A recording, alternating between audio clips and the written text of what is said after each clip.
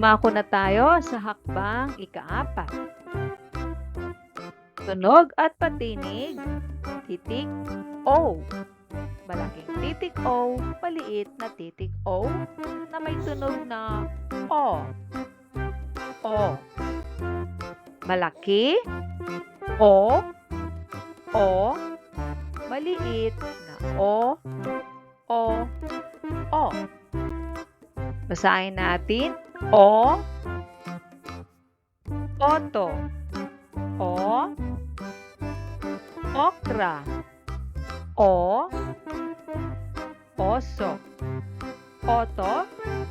Okra. Oso. O. O. Ocho. O. Oblong. O. Otap. Ocho. Oblong. Otap. O. Mga bata, gawin ang pagsasanay na ito. Bilugan ang unang letra ng mga larawan. Kung tapos ka na, maaari nating sagutan. O. Oto. O. Opal. O. Oso.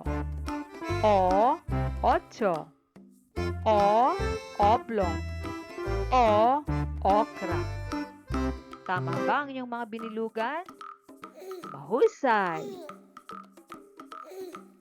Susunod na pagsasanay, bilugan lahat ang letrang O na makikita sa ibaba. Maaari mong isulat ang iyong sagot sa papel. Kung tapos ka na, ating sagutan. O. O. O. O. O. O. Tama ba ang iyong mga sagot? Susunod na pagsasanay, isulat sa patlang ang nawawalang letra. Maaari mong isulat ang iyong sagot sa papel. Kung tapos ka na, ating tsekan. O. Ocho. O. Oblong. O. Okra. O. Oto. O. Opal. O. Oso. Tama ba ang inyong mga sagot? Mahusay! Tandaan mga bata, titik O na may tunog na O. O. O.